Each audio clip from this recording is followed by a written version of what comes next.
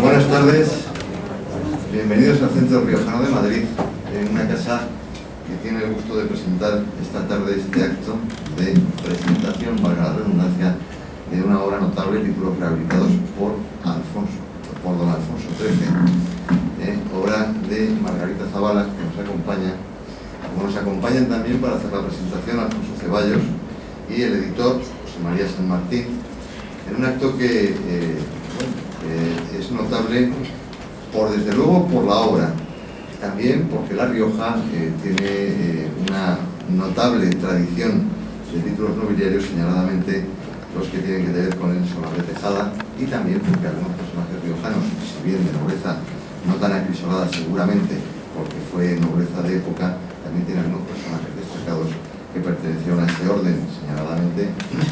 Citaré a uno riojano de verdad y a otro riojano postizo pero muy querido, como es el caso del general Espartero, y el primero, como es el caso de Marqués de la Ensenada. En la casa no es la primera vez que algunos de los que me acompañan hoy vienen aquí. También es cierto que veo caras conocidas entre el público, de socios y amigos. Celebro que estén todos acompañándonos y que sepan que esta casa está abierta no solo para los riojanos, sino para todos los que son amigos de La Rioja o tienen interés por conocernos y por seguir la variada, que yo creo que también notable actividad cultural que aquí desarrollamos con notable esfuerzo y con la intención de hacer de esta casa no solamente una representación de La Rioja en Madrid, un portal de acceso desde Madrid a La Rioja, sino también un centro cultural de referencia en Madrid en todos los sentidos. Gracias por su asistencia esta tarde, en todo caso, y paso la palabra a quienes son los verdaderos protagonistas de este acto, Margarita Zavala, Alfonso Ceballos, para los que pido un aplauso, por favor.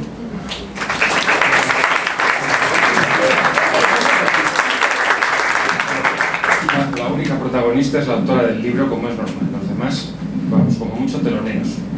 Yo, con permiso, voy a cogerlo en mano porque hablo mejor de pie, tengo más costumbre como profesor. Me preguntaba el presidente del Centro Riojano hace unos minutos cuál era el motivo de haber elegido el centro, y le he dicho que realmente todos, en mayor o menor medida, los aquí presentes, los 4 aquí presentes, tenemos precisamente unas vinculaciones riojanas. Yo presido una fundación cultural, docente, mejor dicho, que es un colegio con 600 niños en Alfaro, en La Rioja, y el editor es el verdaderamente residente y absolutamente riojano. Y aunque voy a decir una cosa, en fin, probablemente incorrecta, pero en un ámbito genealógico como el que estamos creo que debe saberse, y espero que no me tires cualquier silla. Hay una cuestión muy curiosa. Margarita se apellida Zavala. Su padre, don Ramón, a quien tuve la enorme suerte de conocer, se apellidaba también Zavala, pero era vástago de la Casa de Frías, condes de Haro y condestables de Castilla. Es decir, el linaje de Margarita es absolutamente también, por línea recta, riojana. La presentación de una obra como esta, pues sobre todo cuando se trata de una amiga, es algo más complicado de lo habitual, porque no se puede ser muy crítico y tampoco es cuestión de hacer un cesto de elogios. En primer lugar hay que conocer, digamos, a la persona que ha escrito la obra y después la obra en sí. Yo no voy a hacer un relato completo, que todos creo que la mayoría de los aquí presentes probablemente conozcamos muy bien la personalidad de Margarita y su trayectoria. Me voy a limitar, por lo tanto, a unas brevísimas pinceladas, y en cuanto a la obra comentaré una cosa que me ha pedido que haga expresamente y que además me parece oportuna para encuadrar el tema en su contexto histórico. Margarita Zabala es madrileña, tiene una formación que le ha sido enormemente útil en toda su trayectoria como genealogista, que es la de la informática. Trabaja como genealogista desde la muerte de su padre aproximadamente hacia el año 79-80. Se formó como genealogista con el Marqués de Selva-Nevada, lo que quiere decir que tiene una formación preferentemente jurídica, pero también genealógica muy sólida, porque el Marqués de Selva-Nevada es una de las personas que más saben precisamente de títulos y grandezas en España. Y esto lo digo bien alto porque muchos de los presentes saben que no soy precisamente amigo del Marqués de Selva-Nevada, pero a cada cual lo suyo. Sabe y sabe mucho. Esa es la realidad. Por lo tanto, la formación de Margarita en el campo genealógico es muy grande. Dicho esto, Margarita es sobre todo trabajadora. Y esto, que parece una obviedad, en el mundo de la investigación, en el mundo cultural, en el mundo académico, no es tan corriente. Es decir, todos los que nos movemos en ese mundo conocemos perfectamente la cantidad de gente que, por así decirlo cariñosamente, vive del cuento. No es el caso de Margarita. Margarita es de las que pisa archivo y de las que luego lo que encuentra en los archivos lo vuelca con muchas horas de trabajo y un esfuerzo en esta clase de obras. Obras de referencia que son utilísimas para el investigador. Lo que ya tiene publicados, los varios tomos de coronas de Indias, de la historia genealógica de los títulos de Indias, ahora de los títulos rehabilitados por don Alfonso XIII, que fueron 300 y pico, lo cual en un número, en una estadística de aproximadamente 3.000 títulos concedidos hasta ahora en España, no sé si llegan a 3.000, estoy hablando un poco por aproximación, es un número importante, es el 10%, nada menos, en la obra de Margarita. Y me refiero solamente en esta obra cuyo quinto tomo se presenta hoy. Si contásemos las coronas de Indias, creo que la obra genealógica de Margarita superaría con mucho, duplicaría esa cifra. Por lo tanto, es una obra importante de referencia y de consulta absolutamente imprescindible. Es además una obra, no esta, toda la obra de Margarita, muy contrastada. Es decir, es una obra fiable. Todos conocemos, en el mundo de la genealogía, como en el mundo de cualquiera de las ramas de los estudios históricos, hay de todo. Es decir, hay trabajos más contrastados, mejor trabajados, mejor ajustados y otros menos. La obra de Margarita es de los que está contrastado. En primer lugar, en los expedientes de los propios títulos del Ministerio de Justicia, como luego ya diré, pero además después se ha contrastado en una serie de fuentes, digamos, de confianza. Por lo tanto, es una obra muy, muy, muy útil la que hoy se presenta aquí. El asunto de las rehabilitaciones es un asunto muy complejo y, por así decirlo, es una anomalía en términos jurídicos o institucionales como institución nobiliaria.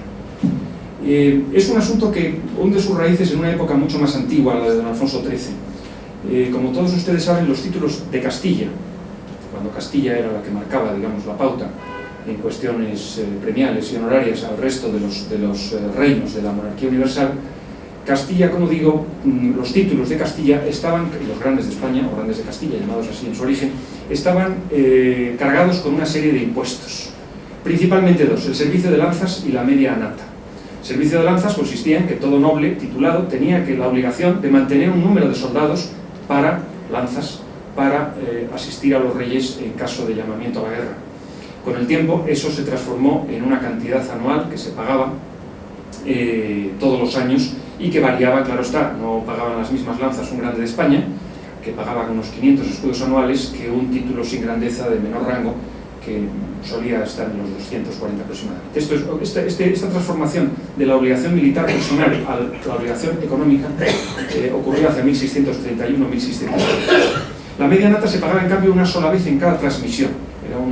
Lo pagaban todos los oficios de la corona y era más o menos el 10% de lo que se ganaba, o lo que se esperaba ganar con ese oficio de virrey o de consejero de guerra en un año. Ese se pagaba solamente una vez. En todo caso, lo que quiero decirles es que estos títulos tenían unas cargas importantes y eso ocasionaba que algunos titulares o llamados a la sucesión no pudieran abonarlas.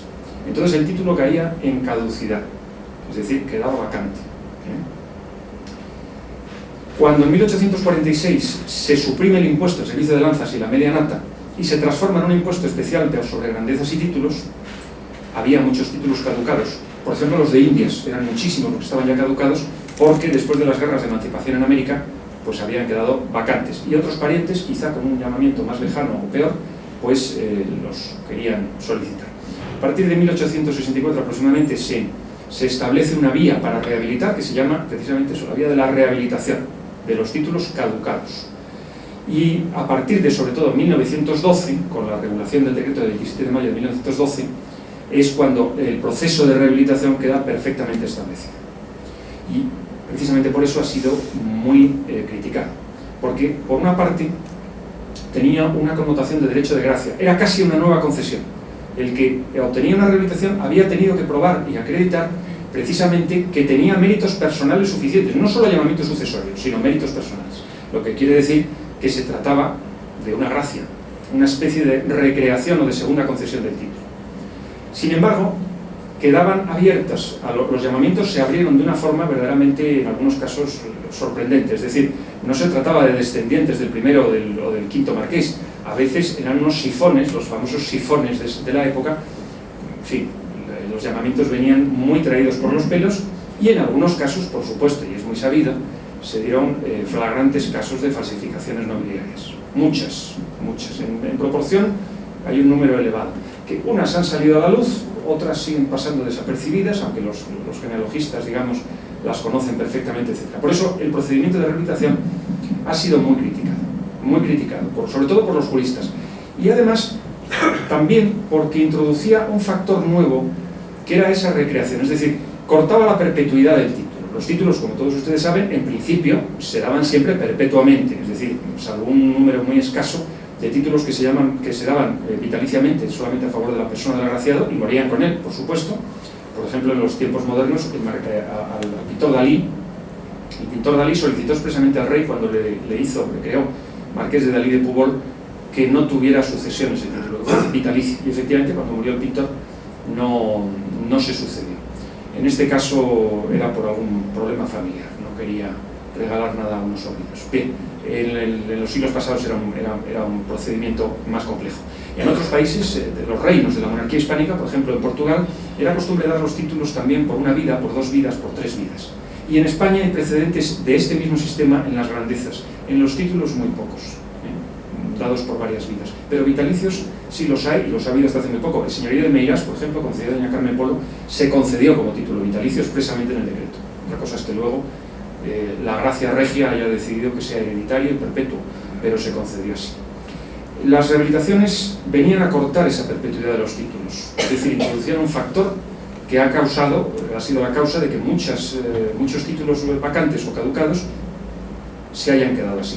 Máxime a partir de las leyes últimas que rigen la materia, de 1980 y 1988, que restringen de tal manera la posibilidad de rehabilitar un título, tanto en el tiempo como en los llamamientos sucesorios, que han condenado a la muerte, por así decirlo, a unos cuantos centenares de títulos que en realidad estaban dados como perpetuos. Es decir, ahí hay una violación y una anomalía. Es decir, lo que un Real Decreto ha concedido como perpetuo, otro Real Decreto viene a anular. En ese contexto, precisamente, donde había muchas familias de muy buena posición, de muy buena sangre o linaje, pero que no tenían título y lo necesitaban, porque en la época de don Alfonso XIII todavía ser título del Reino Grande de España significaba algo, o mejor dicho, significaba mucho, se rehabilitaron, como digo, mejor dicho, como dice Margarita, 300 y pico títulos del rey. Por lo tanto, fue quizá todo un fenómeno social, no solamente de interés puramente genealógico o para la historia local, porque todas estas menciones tienen mucho interés en la historia de los pueblos sobre los que radicaban, los que tenían arraigo en los titulares. Pero fue todo un fenómeno social, el de la rehabilitación de los títulos, a veces, como digo, por unas vías no muy santas y a veces un poco traídos por los pelos. Es decir, hay títulos que se vuelven a dar pero con denominación antigua, en fin, como por ejemplo Galisteo, pero que en realidad es una nueva concesión, etc. Hay muchísimos casos, muchísimas anécdotas, y son casos muy curiosos. Todavía en aquella época, repito, la nobleza española formaba todavía un estamento y socialmente, si se quería ser algo o alguien o tener las puertas abiertas, era absolutamente imprescindible el ser título. Y eso causaba una enorme demanda que en muchos casos el rey Alfonso XIII atendió. También es sabido que también dio muchos títulos, aunque curiosamente siempre se dice que don Alfonso XIII o don Felipe IV son los monarcas españoles que más títulos han dado. Bien, en número sí, pero no así en porcentaje anual. El monarca sorprendentemente que más títulos ha concedido ha sido don Alfonso XII, que solo reinó 10 años, pero dio en proporción muchos más que Felipe IV o que Carlos II, que también dio muchos, o que Alfonso XIII. En algunos casos, como digo, de nuevas concesiones, con algunas dificultades. Voy a terminar ya contándoles una anécdota que me acaba de venir a la memoria, que es el caso de los condes entonces de Parcent y enseguida duques y grandes de España. La condesa de Parcent en 1910-1914, Trinidad von Scholz-Ermendorf, si no recuerdo mal, hablo de memoria, la madre de Pirita Iturbe, abuela de Alfonso de Hohenlohe, para entendernos, de Alfonso de Hohenlohe, casada en segundas nupcias, viuda de un riquísimo mexicano, casada en segundas nupcias con el conde de Parcent. Era una señora que hacía enormes obras sociales y de caridad, pero vamos, una cosa verdaderamente excesiva, para que a su marido precisamente le elevasen a la grandeza. Pasaron varios años sin conseguirlo, y en 1913 mejor dicho, se excedió haciendo el doble, es decir, no sé, 6 asilos, 7 colegios, 8 hospitales, en fin, de todo, con la esperanza, y en fin, movió sus piezas muy bien para que aquello ya ocurriera al dar las gracias del 23 de enero, que era la fecha que entonces se daban sistemáticamente. Pasó el 23 de enero y esa gracia no llegó. Y esta señora, de Almastomar, como veremos, envió al rey una atenta carta enumerando todos los méritos de sus respectivas familias y personales, que concluía, he tenido la carta en la mano y la recuerdo perfectamente, y concluía diciendo lo siguiente: bien sabe vuestra majestad que las fortunas de las grandes casas sirven para sostener las monarquías, punto y coma, o para derribarlas.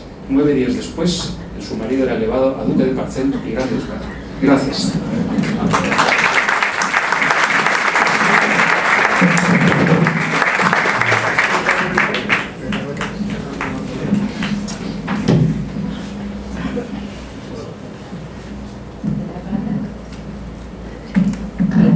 Buenas tardes.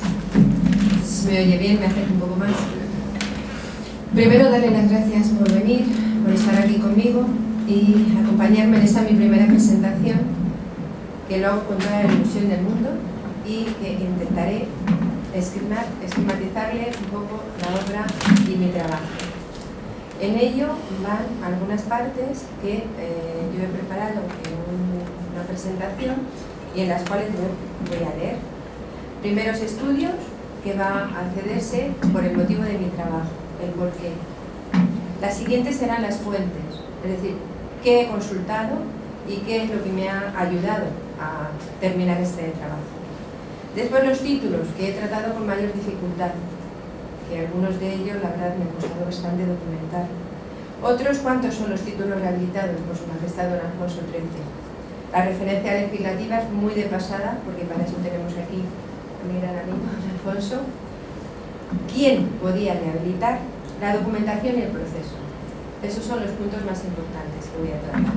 Y rápidamente. El motivo del por qué hago este estudio, el primero es mi padre. Mi padre, don Ramón Zavala, crea un archivo, un magnífico archivo, que no solamente se dedica a la prueba de la nobleza, sino también a expedientes de títulos rehabilitados, en general, desde las rehabilitaciones de Alfonso XII, Alfonso XIII y el jefe del Estado. Crea un fondo muy importante y llega a comprar, en su momento, los árboles de Álvarez Mayo. Álvarez Mayo era un investigador genealógico muy importante en principios de siglo, que al fallecer su viuda vende ese archivo y mi padre compra solamente los árboles. También tiene fondos de Julio Yepes y ahí es donde empieza su archivo en cuanto a los títulos rehabilitados. La idea me surgió porque don Fernando del Arco, aquí presente, y a quien le doy las gracias, un beso, en su momento me pidió que le diera un trabajo para hacer una publicación en sus cuadernos, en sus maravillosos cuadernos genealógicos. Yo le di los primeros títulos, a él le gustó Y entonces esto formó la idea de poder completar la obra de todos los títulos de Alfonso XIII. Entonces lo que hago es separar los árboles de mi padre, árboles de Álvarez Mayo y yetas. Con esto son lo que yo empiezo ya a consultar en las fuentes. Estas fuentes, la primer fuente que yo consulto, aparte de estas, es el archivo heráldico de los señores de Rúcula, marqueses de Ciadoncha. Actualmente es propiedad de don Manuel de Prado y Eulate, a quien le doy las gracias, de verdad, de todo corazón, porque he podido consultarlo, dirigirlo y disfrutarlo, y también cuidarlo y mimarlo, que es lo que he hecho. Con esas fuentes yo sigo consultando en el Archivo Histórico Nacional, sigo consultando en otras fuentes, como es el Ministerio de Justicia, para comprobar algunos datos y textos, memoriales, pleitos, etcétera, etcétera. Todo ello me lleva a tener ya la documentación que me hace completar ese árbol genealógico, en el cual nosotros, como conocemos, simplemente está formado de esos cuadraditos típicos que van desde el propio peticionario hasta el concesionario, pasando por un árbol, colateral, no colateral, como sea. El caso es que eso me va a mí dando forma en todas las sucesiones, ya no solamente de los poseedores, sino también de los hijos y descendientes de cada uno de ellos. Mi siguiente tema era el interés que yo ponía, o que pongo y que sigo poniendo, en que si nosotros, por ejemplo, citamos en un caso a doña María Enríquez, pues en el árbol figura doña María Enríquez. Pero sin embargo, doña María Enríquez estuvo casada con el primer duque de Alba de Tormes, primer marqués de Coria, conde de Salvatierra, gobernador de Castilla, su capitán general, adelantado mayor de Castilla y de León, y un largo etcétera. Y esto es lo que yo me gusta y es lo que quiero plasmar en mi libro. Cada uno de estos personajes con sus propios cargos y su propia categoría. Y eso es lo que más me he preocupado. Si pasamos al siguiente punto, que no sé si estoy en orden, hemos terminado las fuentes consultadas. En el archivo heráldico de los señores de Rúcula, marqueses de Ciadoncha, encuentro un fondo muy importante que son las certificaciones de armas. Este archivo único en este fondo me lleva a completar también muchos datos, como en muchos casos, desde la casa Crespí, como por ejemplo, que me remonta hasta lo más antiguo, la casa Rocamora o Rocamoura. Es decir, que estas fuentes que yo consulto en el archivo heráldico de Marqués de Ciadoncha me completan también, no solamente la genealogía, los cargos, sino también los enlaces. Y es de lo que me ha servido y me ha valido también. Y los archivos privados. Ha habido algunas personas que me han ayudado, me han aportado sus datos, como por ejemplo don Borja Márquez, a quien agradezco. Me hizo 2 títulos, en concreto aquí en este tomo se trata Paraíso, me lo hizo completamente él, y también don Manuel de Parada, marqués de Peraleja. Él me ha contribuido el título completo, me ha ayudado en toda su línea, en los escudos, en las armas distintas que llevó la casa, y le estoy muy agradecida. No sé si está por aquí, pero le doy las gracias. Bueno, me aporta también el señor Marqués de Peraleja el tratado, el artículo 9 del Tratado de Paz de Viena, que fue la concordia que hicieron entre Carlos III de Aragón, entonces que era el archiduque pretendiente, y don Felipe V. Hacen una concordia para reconocimiento de sus títulos, y yo en este tomo trato uno, pero también los anteriores he tratado Baronía de Pinopar y Marquesado de los Ríos, y Baronía de Chestalcampo. Junto con todas estas fuentes que voy recopilando, también la más importante en cuanto a obra pasada es la de Fernández de Betancourt, la historia de la monarquía española, en sus 10 tomos, la Casa de Lara, la Casa de Silva, es decir, un compendio de todos los trabajos genealógicos que dentro de esa rigurosidad genealógica que tienen me han aportado la personalidad de cada uno de los personajes, valga la redundancia, que yo voy tratando. Trato en ellos también mayorazgos, para el caso de Marqués de Lucena, distribuciones, etc. Los títulos que más dificultad me han llevado en todo mi trabajo, pues han sido las baronías, evidentemente. porque las baronías, desde su propia creación, que son baronías generalmente jurisdiccionales, luego pasaron a ser títulos nobiliarios, aunque la ley del 12 prohíbe la conversión de estos señoríos y baronías en títulos nobiliarios, pero se siguió haciendo y lo fueron dando. Entonces tenemos unas creaciones desde el tiempo inmemorial, porque algunas son del año 1100, tanto en cuanto a que se le da al propio interesado, o bien por compra, o bien porque el rey en ese momento así lo juzga y le da la baronía. Baronía jurisdiccional, con sus señoríos, con todo lo que ello conlleva, y posteriormente que se refleja en un título nobiliario. ¿Cuántos títulos rehabilitó Alfonso XIII? Pues yo trato en esta obra, de momento hasta el 5º tomo, en su conjunto van a ser desde 1886, que es la fecha en la que nace su majestad, porque nació rey, como bien saben, hasta el lanzamiento de la Segunda República. El primer título rehabilitado que yo encuentro de don Alfonso XIII fue el Marquesado de Santa Fe de Guardiola, título que luego posteriormente volvió a ser rehabilitado en 1924 por doña María de las Angustias Pérez del Pulgar. Se firmaron en total hasta la mayoría de edad de don Alfonso 44 títulos. La mayoría de edad fue en 1902, como todos saben. Y en total, yo lo que cuento son 357 títulos. El último firmado fue el Marquesado de Matonte, que se firma en el año 31, abonado los derechos reales en el año 32, y 3 títulos en el año 30. Conde de Villarrea, Torre de Carrús y Conde de Larrea. Todos ellos son de estudios míos. Las rehabilitaciones, en su parte legislativa, yo he hecho ahí simplemente una mera enumeración de las leyes, porque no soy abogado, simplemente soy genealogista, y creo que esto es una materia que lo tengo que hacer de pasada y simplemente enumerando. Como lo pueden ver en pantalla, bien dicho por el señor Marqués de la Floresta, desde la ley de 1846 para el impuesto de las lanzas y medias natas, que cambian para ser impuestos reales, a la ley del 79, del 83, 84, y cada una va reflejando, digamos, el porqué de la ley, qué es lo que recoge, no el porqué, sino qué es lo que recoge y qué es lo que legisla esa ley. Hasta llegar a la de 1922, que es la más, digamos, usada, amparada en estas rehabilitaciones, que posteriormente hemos visto que fueron pues, aproximadamente unos 100 y pico títulos de esa fecha.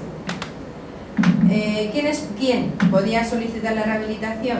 Pues hay 4 llamamientos. Los descendientes directos, hermanos y descendientes directos de hermanos del último poseedor legal, colaterales hasta el 4º grado civil del último poseedor legal, descendientes directos de cualquiera que demuestre haber ostentado la dignidad, y los consanguíneos del primero y del último poseedor legal, que es lo que generalmente nosotros conocemos en los árboles genealógicos. La documentación en sí pues, era sencilla, una instancia con un papel timbrado que dice de 100 pesetas, la instancia firmada debidamente y el árbol genealógico. Esto se publica en la Gaceta de Madrid y tiene un plazo entonces de 15 días para la vía de oposición. Presentados las personas que se crean con derecho, tienen un año para documentar, lo mismo que tenemos ahora. Si no se presenta y estaba documentado, se podía hacer renuncia de periodo de prueba. Se tramita el expediente, no son vinculantes los informes que da tanto Diputación como Consejo como Ministerio de Justicia, y después de pasar estos 3 altos organismos, directamente se pasa, si procede, a la firma de la carta. Después de firmar la carta, tienen un periodo para hacer el pago del impuesto, y una vez abonado el impuesto se procede a expedir la carta al solicitante, y desde ese momento tiene uso y disfrute, siempre con la cláusula de sin perjuicio del tercero de mejor derecho. Y esto es lo que viene a ser los expedientes de rehabilitación, mejor enfocado por don Alfonso, mi trabajo en cuanto a los árboles y lo que he conseguido en cuanto a las personas que se van citando, intentar ponerlas a cada uno sus cargos, grados y su vida. Y nada más, muchísimas gracias por venir.